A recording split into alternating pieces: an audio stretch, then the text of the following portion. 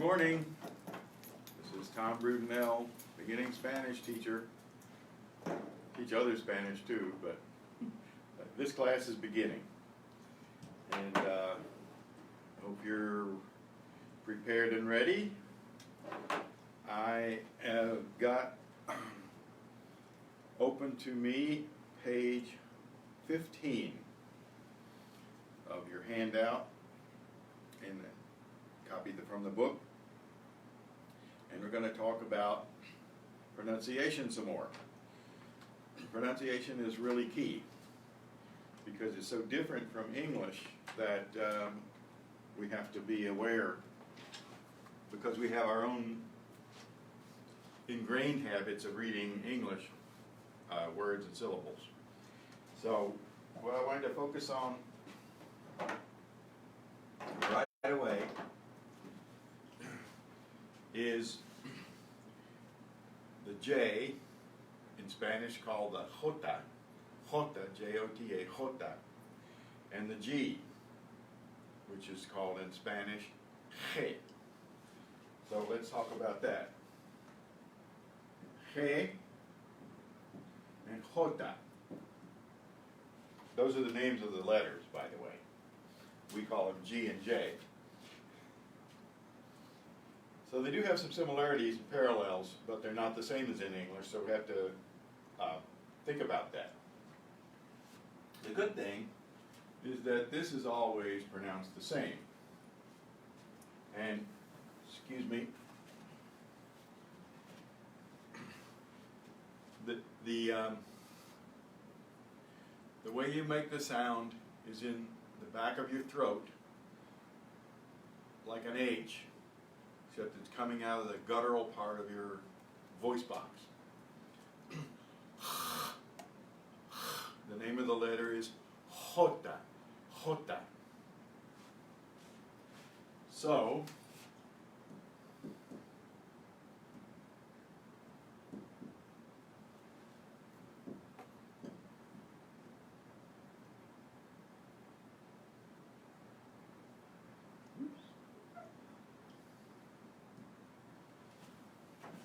getting a little rushed here.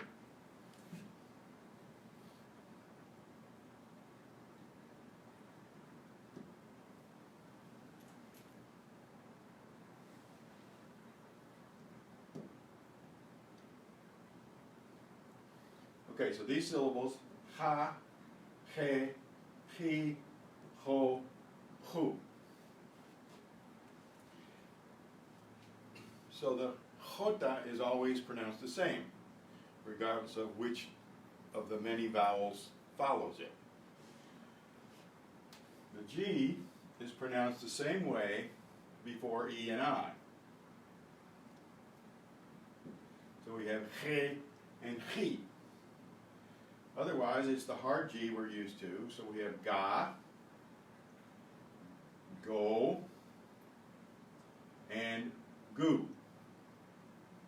Remember, the vowels are a, e, I, o, u. So you have ga, ge, he, go, gu. Ga, he, go, gu. Here we have ha, he, ho, hu. Hope you can hear that okay. By the way, if you have any comment, any question, make sure you write it into the comment section at the bottom of your screen. Kathy Lonergan is here. Okay? Is that the only one? So far, it's the only comment. There's 4 people logged in. Okay, 4. Okay. Oh, 5. 5 here. And so what's the comment? Kathy just says, I am here now. Oh, okay. Welcome, Kathy. So on your handout,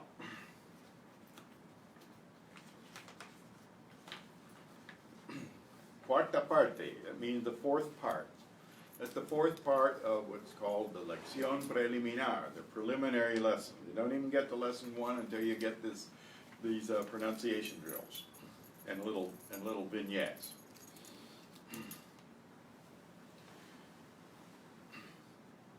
So say these to yourself. I won't be able to hear you, but you can practice. We'll start at the list of names here. Jorge. Jorge. Notice that the J is pronounced and the G is pronounced.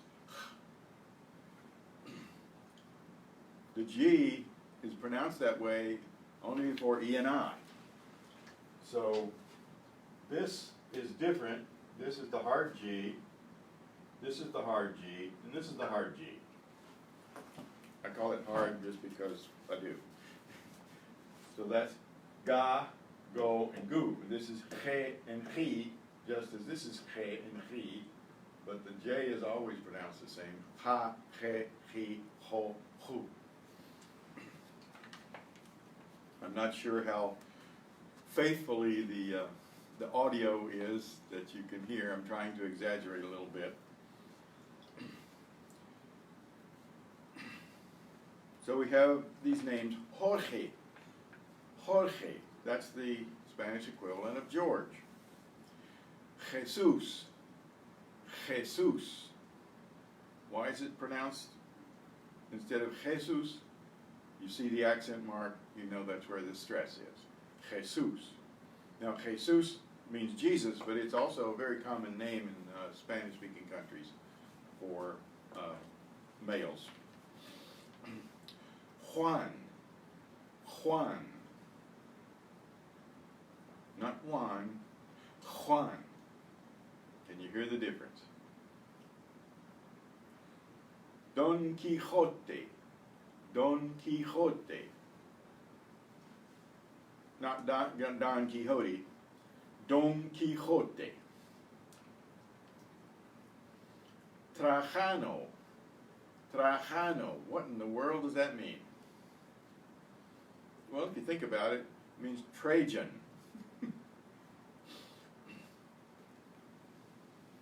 Which I think means from Troy. Texas. Texas. In Spanish, older Spanish, the J was used, the J sound was also used in an X, and that's why we have Texas today spelled with an X. But this is Texas spelled in Spanish. Garaje. Garaje. Justicia. Justicia. Justicia. If you look at the parenthetical word, the word in parentheses broken into syllables, you'll see that justicia are 3 syllables, separate syllables, and the boldface indicates where the stress is to help you out. Jirafa. Jirafa. Can anyone guess what that must mean?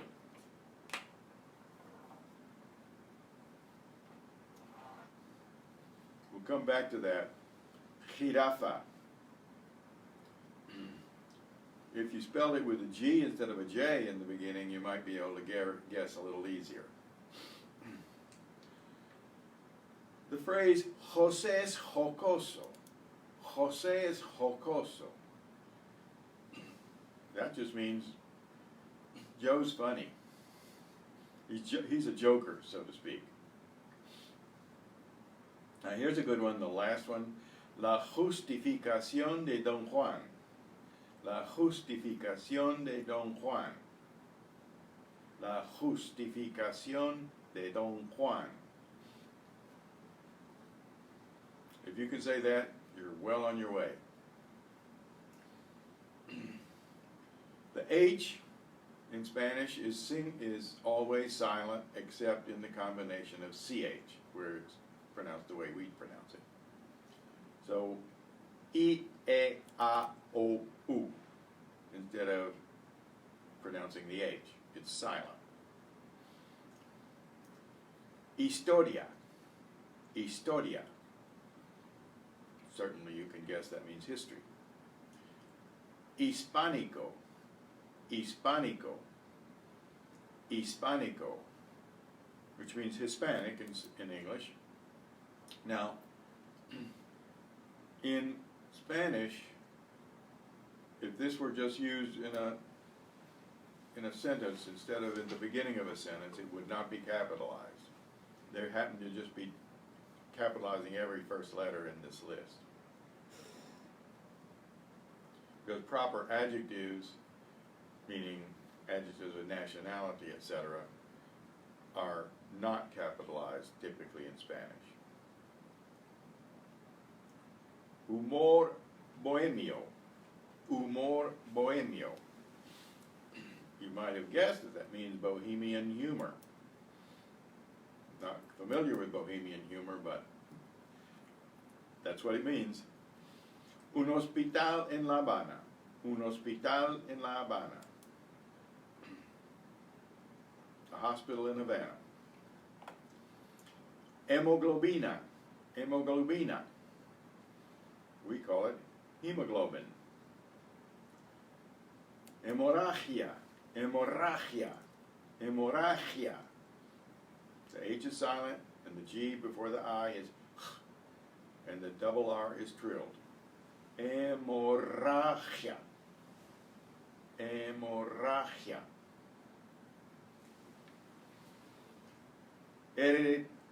Hereditario. Excuse me, my tongue is getting tied. Hereditario. Hereditario. Hereditario. Hereditario. If you look at the syllables broken out there in parentheses, you can slow it down and then speed it up with practice. Hidrógeno. Hidrógeno. Hidrógeno. You might have guessed, but that means hydrogen. Hypnosis. Hypnosis. Hypnosis. Hotel. Hotel. Hotel.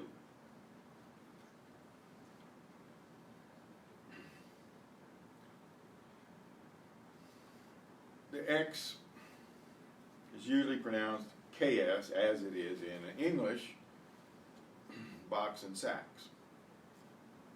Before a consonant, however, it's pronounced usually like the S of the English C.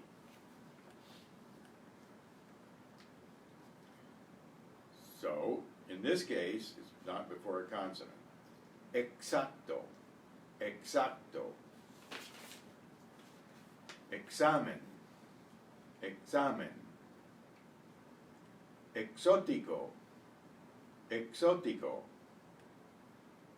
Say these out loud to yourself. Nobody can hear you, but you'll do your best to, well, no one in here can hear you. Now here's a good one. El existencialismo. Try it again. El existencialismo. Look at the breakdown of the syllables to the right in parentheses. El existencismo. Excuse me, existencialismo. El existencialismo. I have to close my eyes. I get confused looking at the print. Existencialismo. Existencialismo. See if you can say that. Existencialismo. Now, here we saw where the X gets pronounced as an S in the word extra. Extra. If you say extra, there's no problem. Experto. Experto. If you say experto, no, also there's no problem. Explosión. Explosión. Explosión is also acceptable. Una expresión extraordinaria. Una expresión extraordinaria. Read that out loud. Una expresión extraordinaria.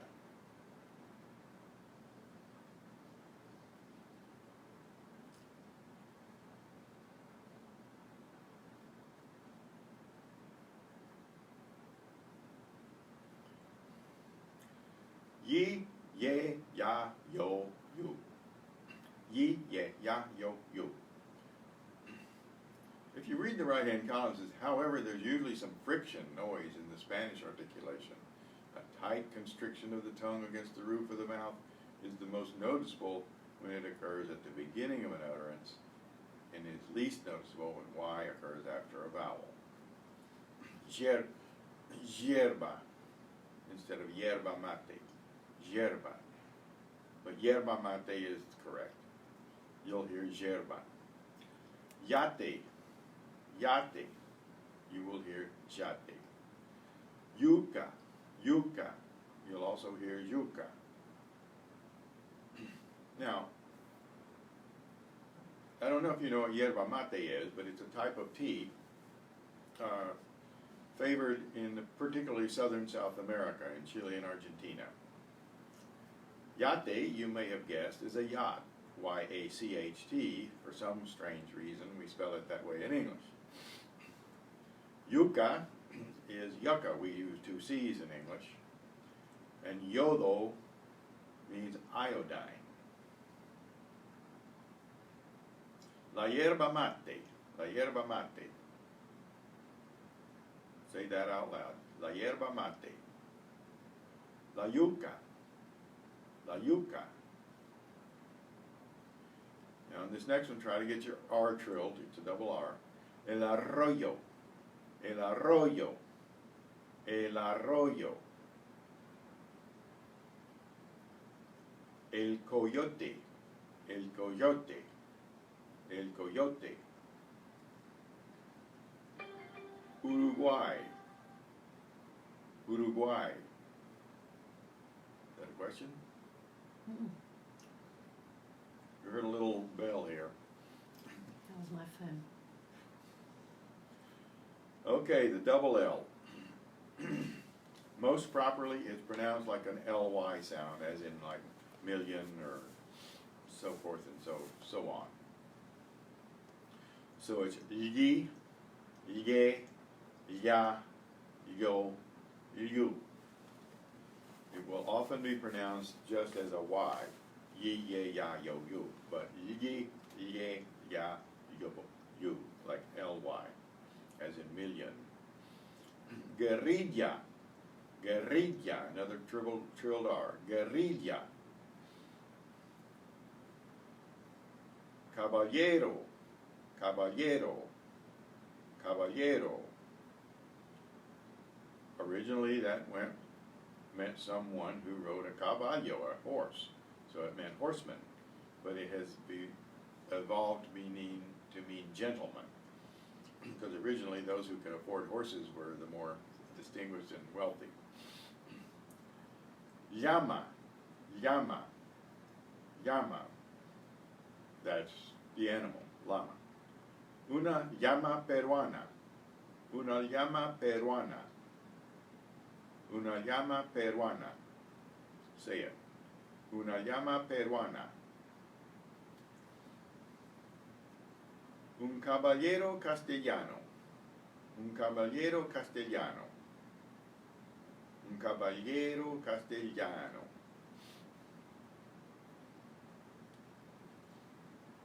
The tilde over the N makes it sound like a ny, an NY sound. Iñe, Enye, Aña, Oño, Uñu. Give you a copy of this. Montaña, montaña. That means mountain. That's what the state of Montana was taken from. Señorita, señorita. España, España. Una señorita española, una señorita española, una señorita española. Say that.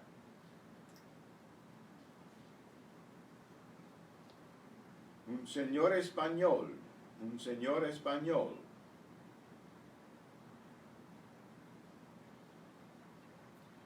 Las montañas en España son grandes. Las montañas en España son grandes. The mountains in Spain are big. So the Z, or Z as we call it, is pronounced two different ways. In most of the Spanish-speaking world, it's pronounced as the S. In Spain, it is pronounced as the TH in thin. In Castilian Spain, that's kind of the north-central region. It's considered the most appropriate, proper Spanish. At least in my mind, particularly, but. So, I'll give it to you in Castilian Spanish, and you can pronounce it that way, or you can pronounce it as the S. Thi, the, tha, tho, thu. Thi, the, tha, tho, thu. Una cebra. Una cebra. Arizona. Arizona.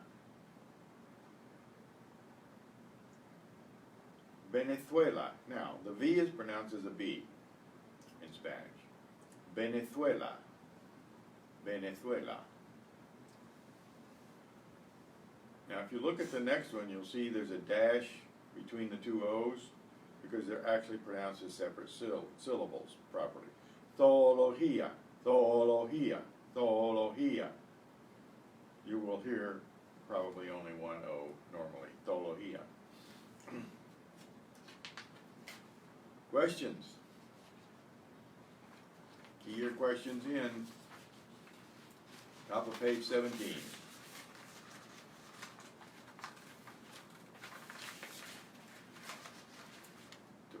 To practice the Z. And I'll do it in Castilian Spanish. You can do it as an S or you can copy mine. Lázaro estudia zoología en Venezuela. Lázaro estudia zoología en Venezuela. Lázaro estudia zoología en Venezuela.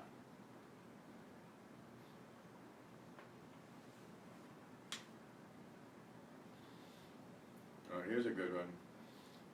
El señor Gómez y la señorita González hablan con la señora Vázquez. We have two words in there with double Z's. El señor Gómez y la señorita González hablan con la señora Vázquez.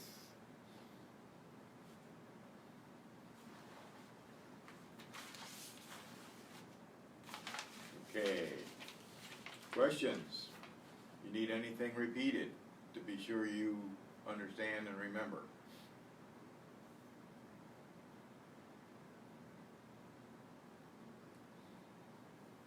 Lectura, page 17. Lectura, again, means reading.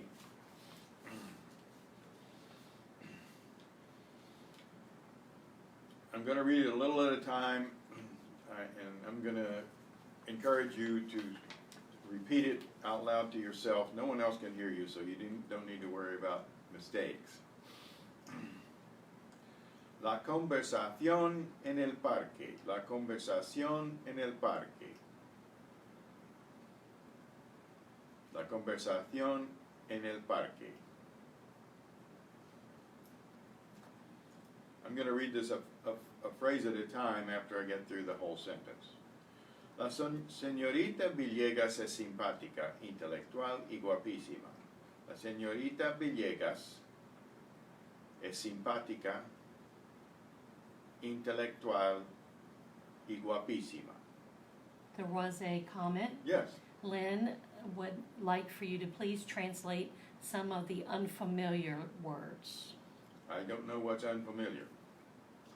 And Kathy asked, what is the most common way to pronounce in the U.S. when dealing with Hispanic citizens? Which Spanish type is used? For the Z, it's an S. Okay. The Z pronounced the way I was doing as the TH in thin is confined really to central and northern Spain. Elsewhere in the Spanish-speaking world is pronounced as an S. The reason I do that is because it makes a big difference. And I'll show why.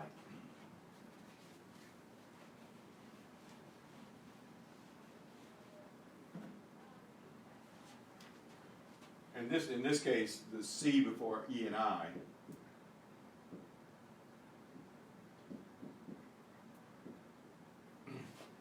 pronounced the same way.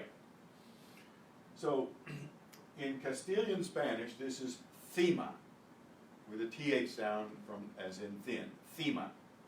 This is cima. Elsewhere in the Spanish-speaking world, these are pronounced identically. The problem is they're antonyms. They're the opposite. Thema is the peak of a mountain. Cima is the bottom of a pit or the lowest point somewhere. So you can see how you wouldn't want to confuse these words. You'd have to use a lot of context to tell. Excuse me while I get myself untangled from my mic wire. Microphone. Kathy said thank you. So if you, And Lynn said words such as simpatica, sympathetic. simpatico, Mm-hmm. right? Simpatica. Simpatica, Uh-huh. okay. And what's the question? Well, it was the, when Lynn asked you to say, please translate some of the unfamiliar words. So it's the words such as simpatica, Okay. sympathetic. Okay, simpatico, simpatica is an adjective.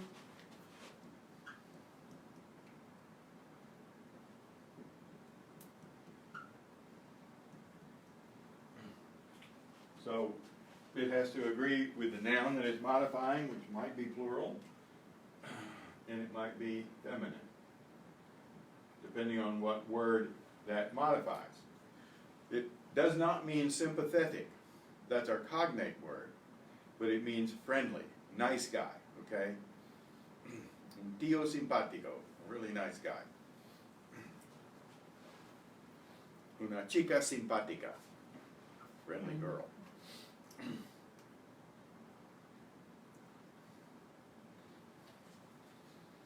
Okay, simpático, simpática. So both of these are nice people. La señorita Villegas es simpática, intelectual y guapísima. She's nice, intellectual, and really good looking. Guapo, guapa mean good looking. But you add that ísimo or an ísima ending and it means very. You don't have to say muy guapo, just say guapísimo. El señor Jiménez es simpático, elegante y rico. Question about that vocabulary. Rico means rich. Or when you're talking about food, it means delicious. El señor Jiménez invita a la señorita Villegas a visitar el parque. Mr. Jimenez invites Miss Villegas to visit the park. Now, what is the a doing there after invita? Invita a la señorita Villegas. We call that the personal a. Anytime a person or a reference to a person is the object of a verb, we Spanish uses the personal a. So, señorita Villegas is a person, and she's the object of invita, so she gets a personal a. La señorita Villegas acepta la amable invitación del señor Jiménez y los dos amigos pasean por el lindo parque. Now, what they're hoping you can do is not have to translate every word, but understand it in context. Pasean, what do you think that means? They're passing, they're strolling, they're walking. Por el lindo parque, through the pretty park. Lindo, linda means pretty.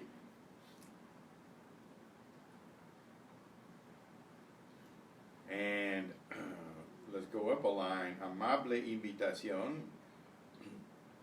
Amable means lovable, literally, but it means the friendly invitation in this case. So, Miss Villegas accepts the friendly invitation from Mr. Jimenez, and the two stroll through the pretty park.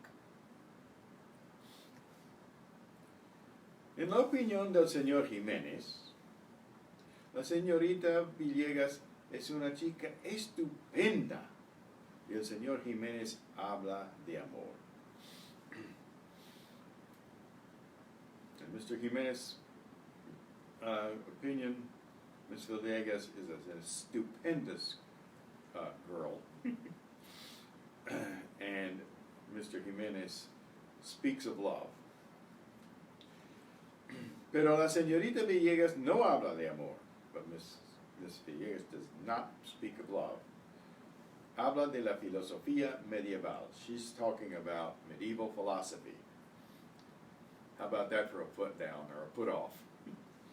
Entonces el señor Jimenez, entonces means then, el señor Jimenez habla de la gran pasión de Romeo y Julieta. So, Jimenez talks about the great passion between Romeo and Juliet. Pero la señorita Villegas habla de las elecciones presidenciales. Pero la señorita Villegas habla de las elecciones presidenciales. I don't think you need that translated. If you do, let me know. Entonces, el señor Jimenez habla de los grandes amores de Julio César y Cleopatra. Entonces el señor Jimenez habla de los grandes amores de Julio César y Cleopatra.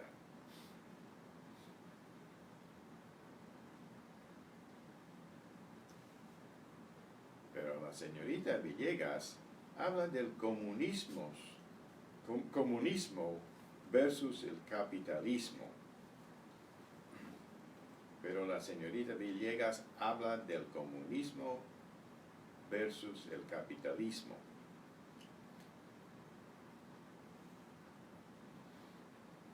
Entonces, then, el señor Jimenez habla de Adán y Eva en el paraíso. El señor Jimenez habla de Adán y Eva en el paraíso.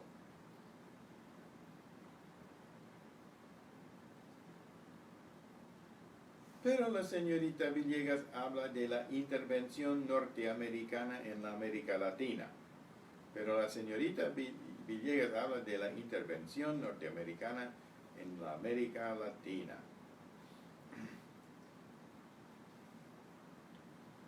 So, Jimenez talks about Adam and Eve in paradise. But Ms. Villegas talks about North American intervention in Latin America. Al fin, el señor Jimenez invita a la señorita Villegas al cine. So, al fin means at last, at the end. El señor Jimenez invita a la señorita Villegas al cine. Cine is the cinema. ¿Acepta? This is a question. See that question mark in the beginning? Isn't it nice to have that in Spanish? We call it the upside down question mark, but it's a signal that this is a question. ¿Acepta la señorita Villegas la amable invitación? Turn the page. Del señor Jimenez? ¿Sí o no? Sí, la señorita Villegas acepta la invitación. ¿Por qué? Why? Because el señor Jimenez no le disgusta, le gusta. It isn't that she dislikes Mr. Jimenez. She likes him. Literally, gustar means to please, so Senor Jimenez literally doesn't displease her, he pleases her. So what you need to do is answer the questions. The questions follow the reading. The readings are there. I mean, the questions and the answers are there. So what I encourage you to do, since I can't hear you, I want you to try to mimic the pronunciation as we go through these, okay? You're going to ask and answer the questions at this one right after the other. I want you to speak out loud to yourself or to anyone who's hanging around where you are, despite your potential embarrassment. La señorita Villegas es simpática? Read the question. La señorita Villegas es simpática? Notice how the question in Spanish rises at the end, typically. The answer? Sí, la señorita Villegas es simpática. Sí, la señorita Villegas es simpática.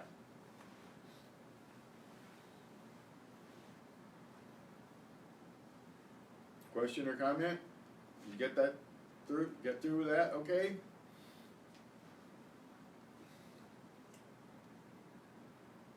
Número 2. La señorita Villegas es rica? Notice what happened to that S in S before the rica when I said it.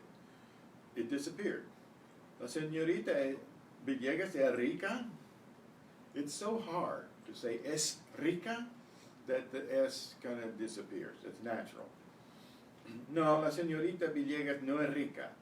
No, la señorita Villegas no es rica. La señorita Villegas no es rica. I'm going fast for you, I know, and I want you to try to speed it up without getting completely tongue-tied. El señor Jiménez es rico?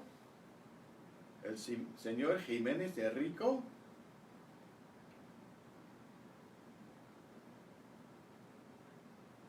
Sí, el señor Jiménez es rico. Sí, el señor Jiménez es rico. Now, make sure you're getting these questions rising at the end. La señorita Villegas es guapísima. La señorita Villegas es guapísima. Guapísima.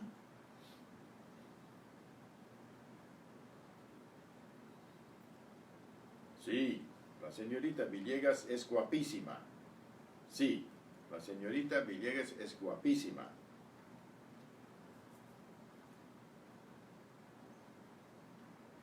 ¿El señor Jiménez es guapísimo?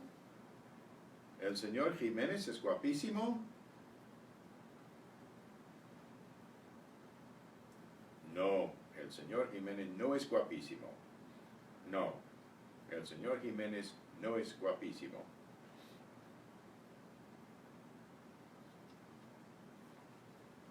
El señor Jiménez invita a la señorita Villegas a visitar el museo. El señor Jiménez invita a la señorita Villegas a visitar el museo.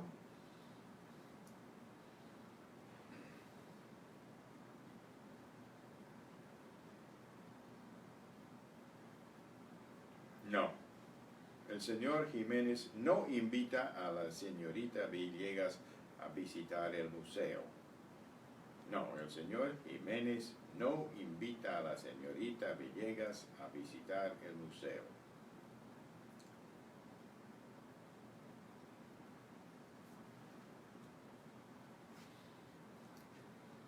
Número 7. La señorita Villegas invita al señor Jiménez a visitar el parque.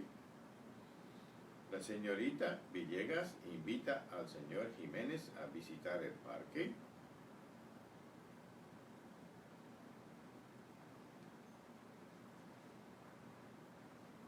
No, la señorita Villegas no invita al señor Jiménez a visitar el parque. No, la señorita Villegas no invita al señor Jiménez a visitar el parque. Al contrario, on the contrary. ¿Quién invita a quién? Who invites whom?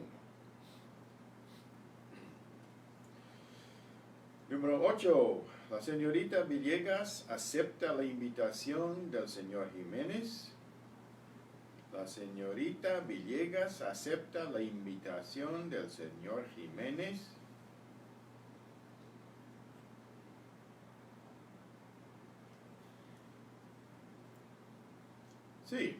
señorita Villegas acepta la invitación del señor Jiménez. Sí, la señorita Villegas acepta la invitación del señor Jiménez.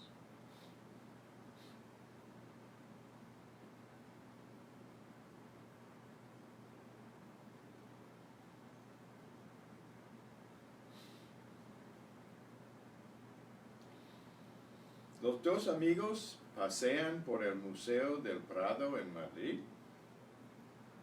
Los dos amigos pasean por el Museo del Prado en Madrid.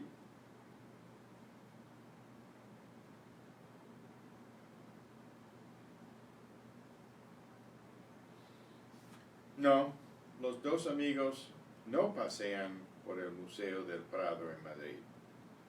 No, los dos amigos no pasean por el Museo del Prado en Madrid. Do your best to read that as though you were fluent.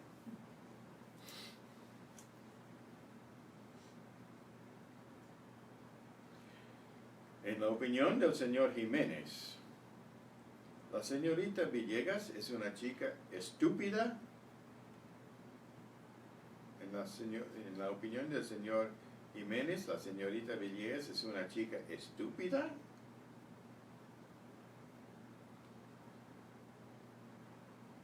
No, en la opinión del señor Jiménez, la señorita Villegas no es una chica estúpida.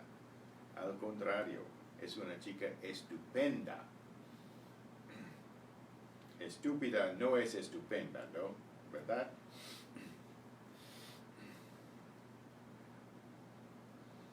El señor Jiménez habla de la filosofía medieval. El señor Jiménez habla de la filosofía medieval.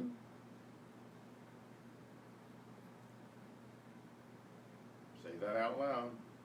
Read that out loud. No. El señor Jiménez no habla de la filosofía medieval. No, el señor Jiménez no habla de la filosofía medieval.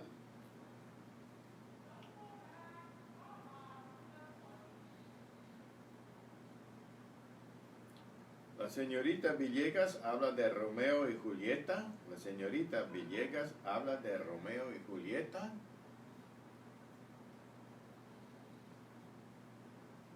No, la señorita Villegas no habla de Romeo y Julieta.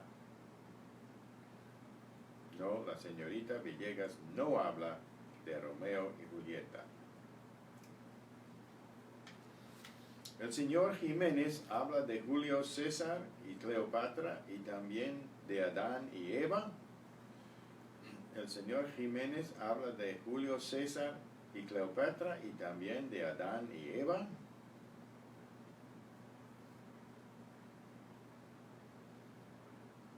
That's a mouthful.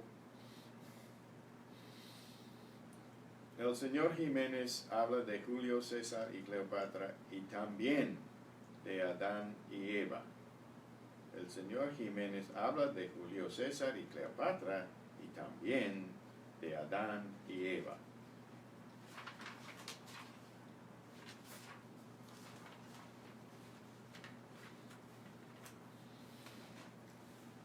Page 19, the end of the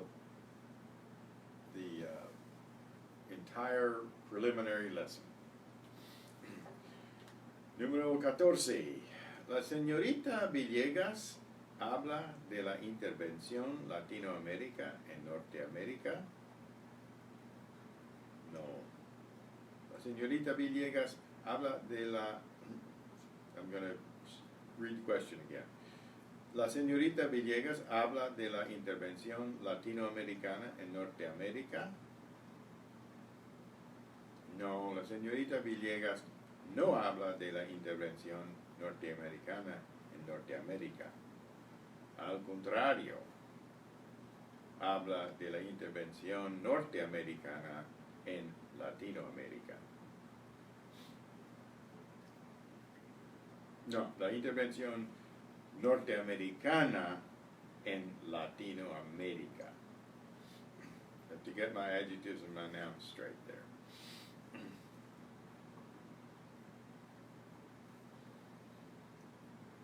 Al fin, el señor Jiménez invita a la señorita Villegas al restaurante. Al fin, el señor Jiménez invita a la señorita Villegas al restaurante. No, al fin el señor Jiménez no invita a la señorita Villegas al restaurante.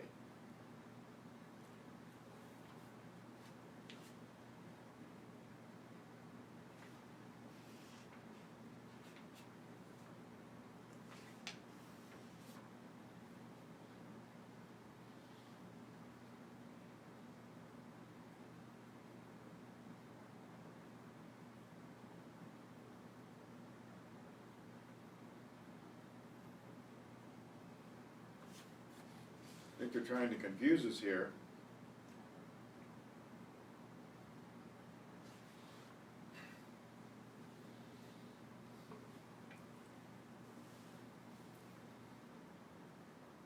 No, al fin, el señor Jiménez no invita a la señorita Villegas al restaurante.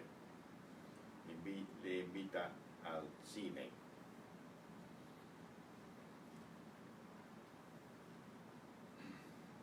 ¿Por qué acepta la señorita Villegas la invitación del señor Jiménez? ¿Por qué acepta la señora Villegas la invitación del señor Jiménez? Kathy asked, how do you pronounce porque? The porque as two separate words mean why. Porque as one word means because. So, porque answers porque. Does that make sense? Porque is like porky. Okay, and porque are really two separate words. They are the question.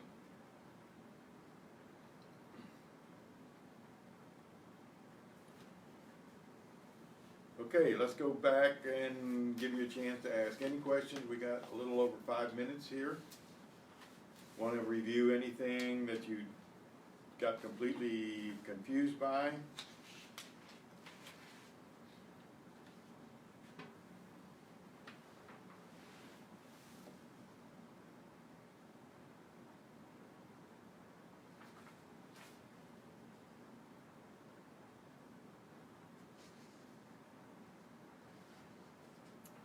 Kathy said, okay. Okay.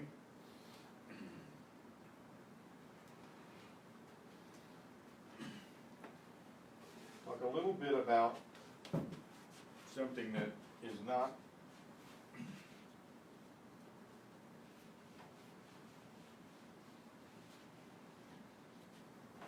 you have to think in reverse, or you have to begin to understand how this verb is used.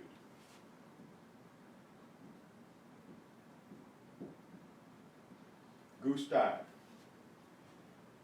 Gustar literally means to please.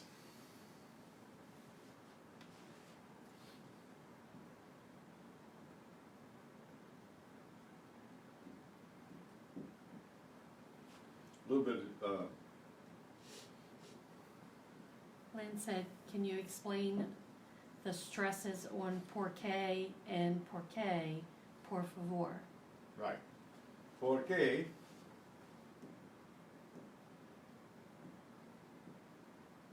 two separate words, and the question, because it's used as a question, that's when you get an accent mark. Porque means because, and the stress is here. Here the stress is on that, but they're two separate words. Porque. Why? Porque. Because.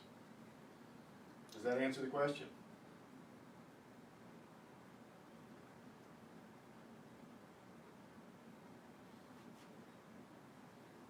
Just give her a minute. You haven't. Okay.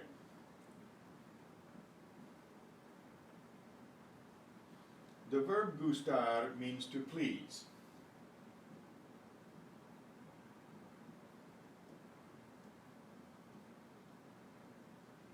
Lynn say gracias. So, when we say this in Spanish,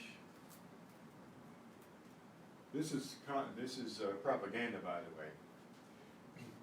The class pleases me. In English, we say, I like the class. You just have to think in reverse for a little bit. Me gusta la clase. The class pleases me. It's literally what that means. But in English, we say, I like the class. So you've got your grammar principles in reverse to the English. Because there's no way to like in Spanish. You have to be pleased. You cannot like something or somebody or some things. They have to please you. That's the only way to say it in Spanish. So,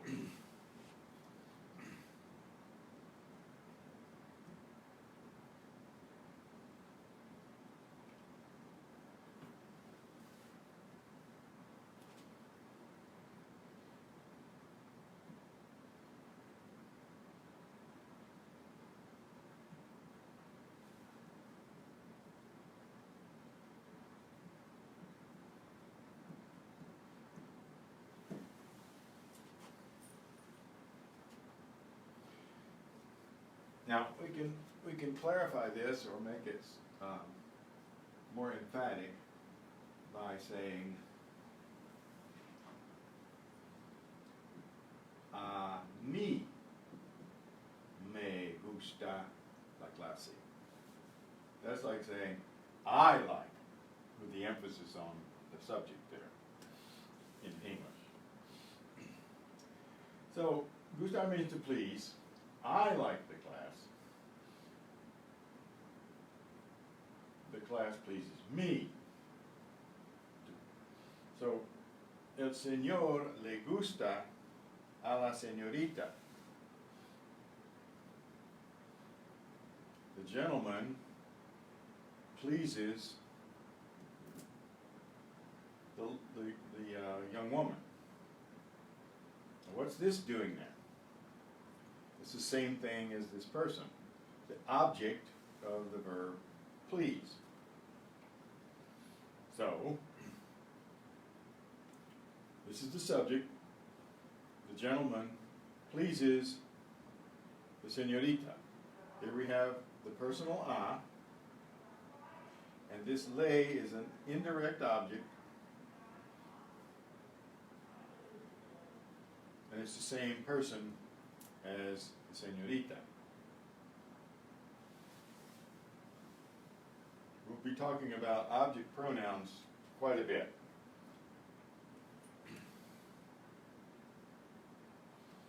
It's repetitive in a sense, but this clarifies that, so that if you already knew you were talking about the señorita, you could stop it there. El señor le gusta. She likes the gentleman. The gentleman pleases her in this case. I hope that helps. Our hour is up. Any final question?